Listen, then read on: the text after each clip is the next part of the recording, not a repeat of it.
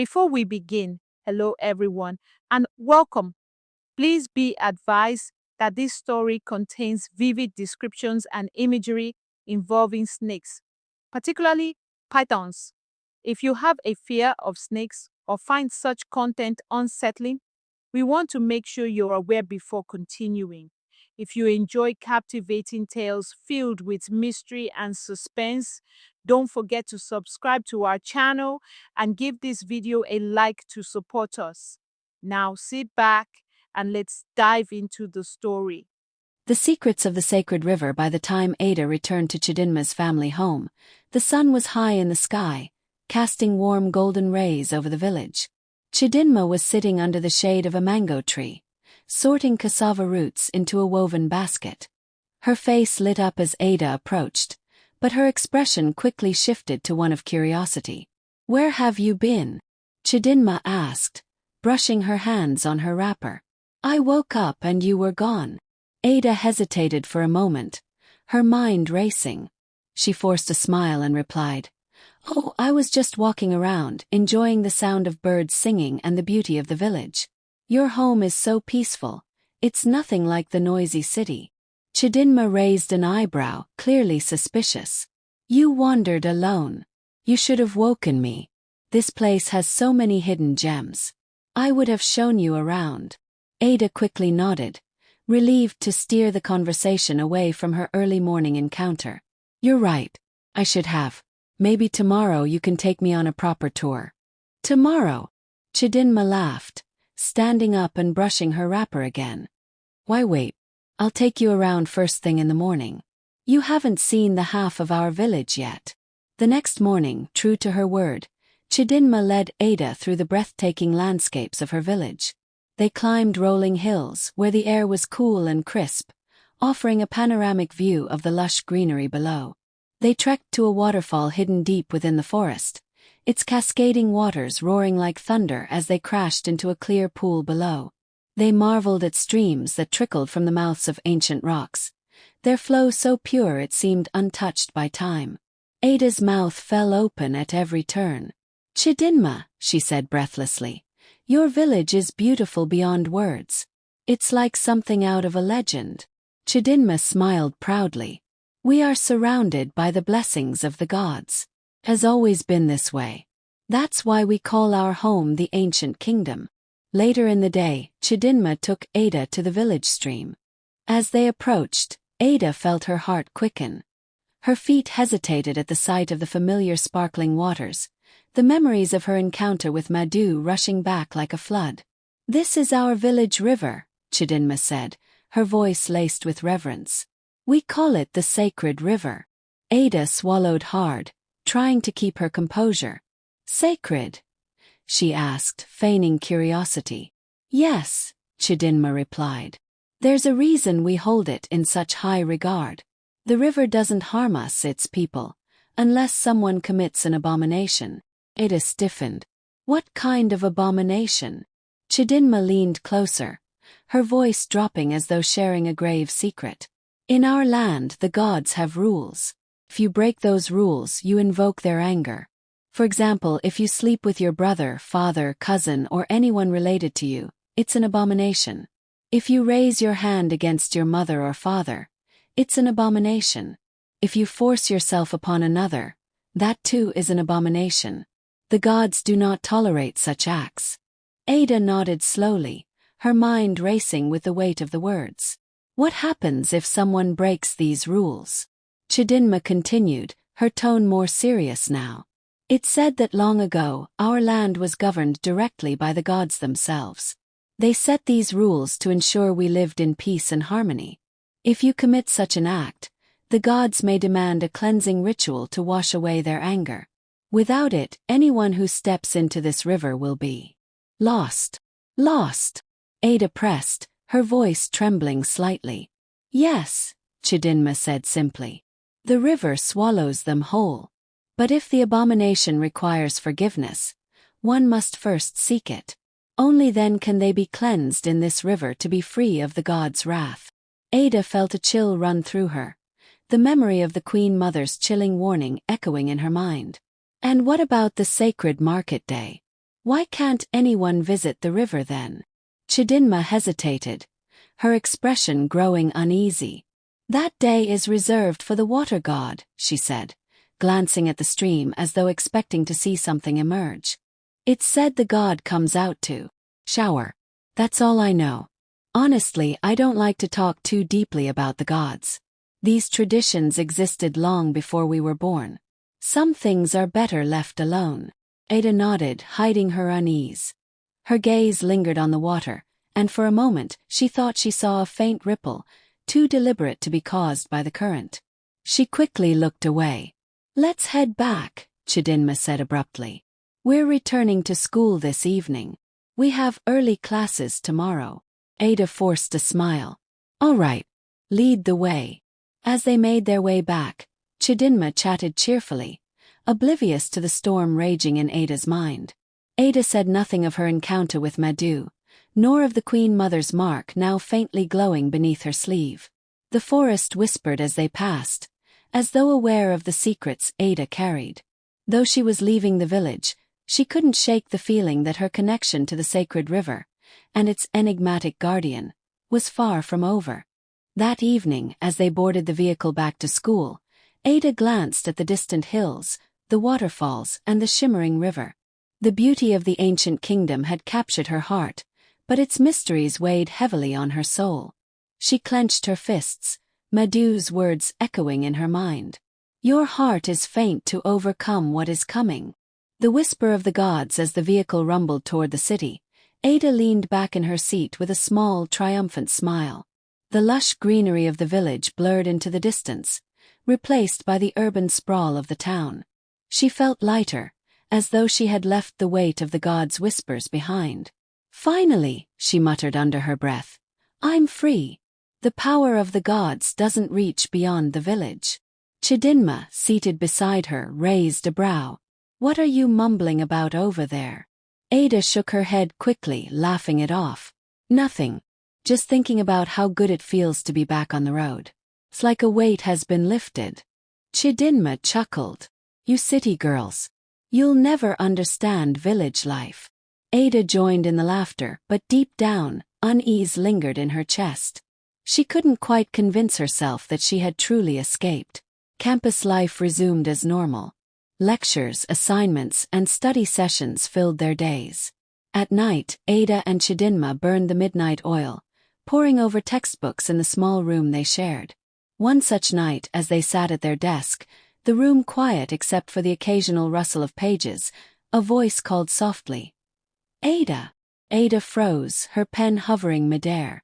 Her head jerked toward the window. Who's calling me at this time of night?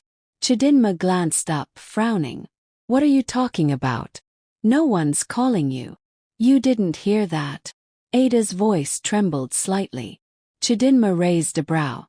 Hear what? The sound of your name floating in the wind. Ada, are you okay? Maybe you've been studying too hard. She shrugged and returned to her notes. It's probably nothing. Sometimes people hear things, random stuff. It's not that deep. Maybe, Ada mumbled, though her hands were clammy, and her heart beat faster. The night passed without further incident, until Ada drifted into a restless sleep. In her dream, she felt a strange, cold sensation around her legs. Her eyes snapped open to find a massive golden python coiling around her thighs, its scales gleaming faintly in the darkness. Chidinma! Ada screamed, thrashing against the serpent's grip. Help me! It's going to kill me. Ada! Wake up! Ada jolted awake, gasping for air. Chidinma was shaking her shoulders, her face pale with concern. It's a dream, Ada muttered, struggling to catch her breath. Just a terrible dream. Chidinma let out a long sigh. Ada, you've been acting strange. Are you sure you're okay? Do you want to talk about it? Ada shook her head, forcing a smile. No, I'm fine. It's nothing serious. The next day in class, Ada couldn't shake the unease from the night before. She sat quietly, scribbling notes as the lecturer droned on. Then the voice came again. Ada! It was louder this time, clear and distinct. She stood abruptly, her chair scraping against the floor. Yes, sir.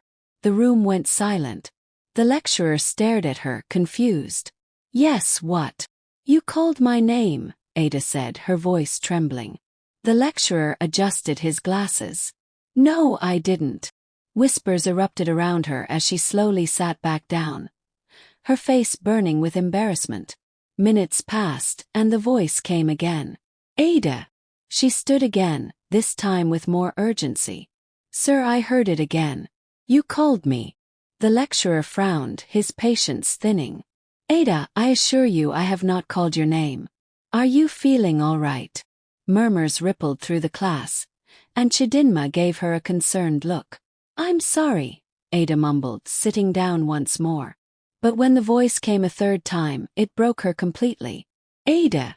She shot to her feet, her fists clenched. Whoever you are, stop calling my name. The entire room stared at her, their expressions a mix of shock and confusion. Even the lecturer seemed at a loss for words. Ada, he said carefully, you may want to visit the campus clinic. Ada sank into her seat, her heart pounding. The whispers of her classmates filled the room, and she could feel their judgment like a weight on her shoulders. Later that day, back in their room, Ada tried to distract herself with chores. But the lingering tension made her restless. She decided to visit the toilet for some relief. The small bathroom was dimly lit, and Ada wrinkled her nose at the faint damp smell. She did her business and stood to flush, but when she looked into the toilet bowl, her breath caught in her throat. The poop was gone. In its place was the shimmering head of a golden python, its beady eyes staring straight at her. Ada let out a blood-curdling scream. Chidinma came running, bursting into the bathroom. What's wrong? Ada pointed a shaky finger at the toilet. My poop. I can't find it. It's gone. Chidinma frowned, confused. What are you talking about? Where would your poop go? Look, Ada cried. Chidinma peered into the bowl and straightened with a look of disgust. Ada, your poop is literally right there. What do you mean you can't find it? Are you playing some kind of prank just to make me look at your shit? Ada stared at her friend, her chest heaving. No, I swear. It was a python. I saw it. Chidinma threw her hands up in frustration. Ada, I don't know what's wrong with you these days, but I've had enough of your nonsense. First the voices, now this. Get it together. She stormed out of the bathroom, muttering under her breath. Ada remained frozen, staring at the toilet bowl. The poop was there now, just as Chidinma had said. Was she losing her mind? Or was something far more sinister happening to her? She left the bathroom slowly, her thoughts spiraling. Somewhere in the distance, she swore she could hear faint laughter, soft, mocking, and echoing like it came from the depths of a river. Shadows in the city. The city market was alive with noise and color. Vendors called out their prices. The scent of fresh spices filled the air, and shoppers moved between stalls, haggling and laughing. Ada walked through the chaos with a basket in hand, trying to focus on the items she needed. The normalcy of the market was a comfort, a welcome distraction from the strange visions and voices that had haunted her. As she approached a vegetable stall, her eyes caught a pile of fresh cucumbers neatly arranged on a wooden table. She bent down, inspecting them for the best ones, when her blood ran cold.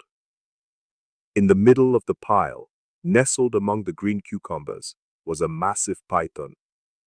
Its golden scales shimmered under the sunlight, its unblinking eyes locked onto hers. Ada screamed, stumbling backward. Snake! Snake! The seller froze, startled by her outburst. Where? Where is the snake? A small crowd gathered, curious and alarmed. Ada pointed a shaky finger at the cucumbers. Right there! It's on your table! The seller frowned and leaned closer, examining the pile of cucumbers. Madam, what are you talking about? These are just cucumbers. Ada blinked, her heart pounding. The snake was gone. All she saw now were the smooth, green vegetables. Are you trying to ruin my business? The seller snapped, her voice rising. Do you want to scare my customers away? I'm sorry, Ada stammered, her face hot with embarrassment. She picked up her basket and hurried away, ignoring the murmurs and curious stares of the crowd. As she walked through the market, her mind raced. What's happening to me? She whispered to herself. Why am I the only one seeing these things? After finishing her shopping, Ada flagged down a taxi to take her home. The driver, an older man with a kind face, helped her load her groceries into the back seat. Ada settled into her seat, resting her head against the window, trying to calm the storm of thoughts in her mind. The ride was uneventful at first, the hum of the car engine blending with the chatter of the city streets. But then, out of the corner of her eye, Ada saw something move. She turned her head slowly, and her breath caught in her throat. A python. It was coiled neatly on the seat beside her, its body shimmering in the dim light of the taxi. Its head lifted, and its unblinking eyes bore into hers. Snake! Ada screamed, pressing herself against the car door. Snake, stop the car! The driver slammed on the brakes, the car jerking to a halt. He turned around, his face a mix of confusion and concern. Snake? Where is the snake? Ada flung the door open and scrambled out of the car, nearly tripping over herself in her haste. She stood a few feet away, her chest heaving as she pointed to the back seat. It was right there. I saw it. The driver got out and opened the back door, peering inside. He checked under the seats, behind the groceries, even under the floor mats. Finally, he straightened up and looked at her. There's nothing here, he said, his tone calm but skeptical. Are you sure you saw a snake? Ada nodded frantically. Yes, it was right there, beside me. The driver scratched his head. Madam, I think you were sleeping and had a bad dream. How can a snake be in my car? If there was a snake, do you think I would still be driving this taxi? Ada hesitated, her mind spinning. Was it possible she'd imagined it? Please, the driver continued, just get back in the car so I can drop you off. I don't have time for this. I need to work. Reluctantly, Ada stepped closer and peered inside. The seat was empty, just as the driver had said. She swallowed hard and nodded. Okay, maybe I was dreaming. She climbed back into the car, her movements slow and hesitant. As the driver resumed the journey, Ada sat in silence, her hands clenched tightly in her lap. But her thoughts were anything but calm. This isn't a dream, she whispered to herself. I know what I saw. The rest of the ride was quiet, but Ada couldn't shake the feeling of what happened.